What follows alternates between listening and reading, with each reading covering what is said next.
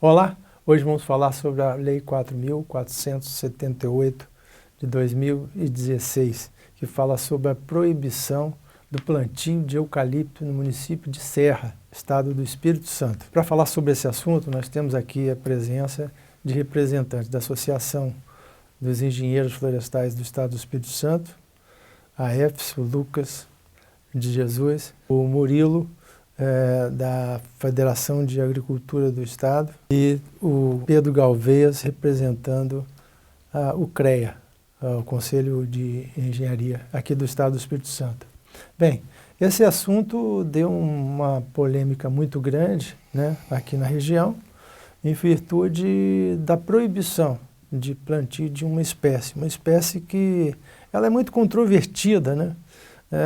Desde a sua introdução no Brasil, já algumas pessoas se manifestaram contrárias, inclusive movimentos ambientais, e também serviu como a maior fonte de madeira para a produção de celulose e para outros fins, né, aqui no Brasil, e notadamente aqui no estado do Espírito Santo, que temos uma indústria desenvolvida de celulose e a utilização dessa madeira para outros usos.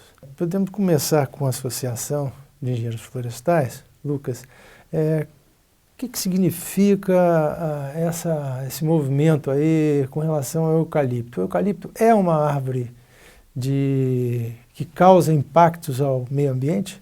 Almir, acredito que toda cultura, a maioria dos cultivares desenvolvidos pelo homem, ele tem um potencial grande de degradação se ele não for feito com a devida assistência técnica. O eucalipto sofre esse ataque, particularmente aqui no nosso estado, mas também em todo o Brasil, devido às nossas vantagens comerciais que nós temos com os nossos maiores competidores do mercado, que é o mercado europeu. Agora, a questão principal que acreditamos que tem que ser discutida é que você criar uma legislação acabando de uma hora para outra com uma economia, com um dos pilares da economia do Espírito Santo. Você criar uma legislação que influencia diretamente no direito de uso da terra, sem consultar o agricultor, sem consultar os órgãos de pesquisa, a Embrapa, a Incapé, as entidades de classe, a ciência florestal, que tem mais de 200 anos de história, é uma irresponsabilidade enorme. É uma responsabilidade que não só o deputado Aldair carrega, mas o vereador carrega, mas todos aqueles que votaram, inclusive o prefeito, que durante o período que ele teve para poder fazer o veto, ele recebeu todo o aparato técnico da Associação dos Engenheiros Florestais e mesmo assim se calou. Menos mal que agora ele veio à imprensa falar que vai mover uma ação direta de inconstitucionalidade para tentar reverter. Então isso é menos mal, mas queria registrar essa irresponsabilidade daqueles que estão responsáveis hoje para cuidar da nossa legislação. Murilo, como você vê isso? A Federação de Agricultura, como vê essa lei proibindo o plantio de eucalipto? A Federação da Agricultura, primeiramente, ela preza e apoia todo e qualquer legislação que venha no intuito de colaborar com as questões ambientais. A gente sabe das restrições legais, das competências que o município tem em relação a legislar sobre determinados temas. Exclusivamente sobre a ocupação de uso do solo, nós sabemos que há uma complexa relação nessa lei com a sua aplicabilidade. Não é competência do município legislar sobre isso. Mas a federação sempre apoia essas legislações que apoiam as questões ambientais nas propriedades rurais, desde que, como o Lucas colocou muito bem, respeitado critérios de ciência, tecnologia, ouvidos parceiros adequados.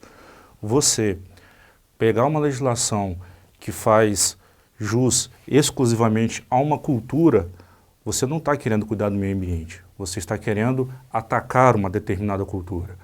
Se a gente parar para analisar que o Espírito Santo hoje, de acordo com estudos do SEDAGRO, Centro de Desenvolvimento do Agronegócio, nós temos aproximadamente 400 mil hectares de terras degradadas no estado do Espírito Santo, e desses 400 mil, a sua imensa maioria, para não dizer 100%, mas acima de 95% encontra-se em pastagens degradadas, principalmente em pastagens, mas também muitos cafezais degradados, e o eucalipto simplesmente não aparece como solo degradado no estado do Espírito Santo. Você já percebe um grande equívoco. E esse estudo está disponível, já foram feitas diversas apresentações para quem quiser. Então a gente assim fica preocupado porque o produtor ele está sendo lesado na sua propriedade, no seu direito de produzir. A silvicultura, ela ainda hoje permanece como atividade passível de licenciamento.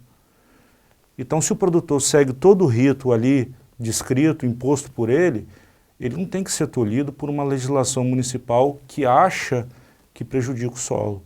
Então, a gente vê com grande preocupação, porque é mais uma oportunidade que o produtor tem para produzir, para angariar recursos, para poder diversificar a sua própria produção, fazer menos pressão nas florestas nativas, que ele está sendo tolhido. Certo. A alegação que foi feita pelo vereador para emitir essa lei, para propor esse projeto de lei que foi aprovado, foi de questão de falta de água, né? Pergunto ao Galvez, né, representando aqui o CREA. Galvez, você que trabalha há muitos anos com a espécie, com projetos de reflorestamento aqui no estado, o eucalipto ele ameaça a produção de água? Seria muito bom, seria muito fácil resolver o problema das secas, né, que ocorrem, são cíclicas no estado do Espírito Santo, se a culpa fosse do eucalipto. Então vamos tirar o eucalipto e nosso problema de seca está resolvido. Toda vez que o estado passa por uma crise hídrica como essa, eles têm que arrumar um culpado. Aí põe a culpa no eucalipto, que infelizmente ele não é o culpado, senão nós resolveríamos. O problema tá em cima do poder público, em todos os níveis, que se omite na solução do problema. O poder público ele precisa de estar prevendo que essas secas vão ocorrer e ele tem que se preparar com reservas de água, né, com consumo de água mais racional nas cidades, nos próprios sistemas de irrigação, investir em equipamentos mais novos e não querer penalizar agora o produtor rural, querer penalizar uma planta que não tem culpa nesse processo e fica esse jogo de empurra, né? Um vereador se acha no direito de criar uma lei querendo suprimir a cultura de eucalipto dentro do município. Ela é totalmente inconstitucional e é uma pena que o Estado não assuma, né? O Estado que eu digo aqui é prefeitura, né? Governo de Estado e governo federal, não assuma que ele que tem que ter o papel de preparar a sociedade para o período de vacas magras, né? Hídricas, vamos dizer assim. Agora, fala um pouquinho sobre a fisiologia, sobre a árvore do eucalipto. Ela realmente ameaça a produção de água? Ela chupa a água do solo? O consumo de água pela cultura do eucalipto, ela é mesmo de uma floresta nativa. Não há diferença. Mesmo o consumo que tem uma floresta nativa, tem uma floresta de eucalipto também. A floresta de eucalipto no Espírito Santo, ela tem uma coisa muito interessante, porque ela produz madeira muito rápido. Você em 7 anos, 8 anos, você tem madeira para o consumo. O que está acontecendo? O que passou? O que mudou no estado do Espírito Santo com isso? Como o produtor rural hoje ele tem madeira de eucalipto para consumo, ele não tem necessidade de cortar a mata nativa. Então o percentual de mata nativa do Espírito Santo, que chegou a se falar em 6%, o estado assumir que era 8%, hoje nós estamos com 16%. Então aumentou a cobertura de floresta nativa. Porque ela está sendo preservada pelo produtor, ele não tem necessidade de cortar essa mata mais.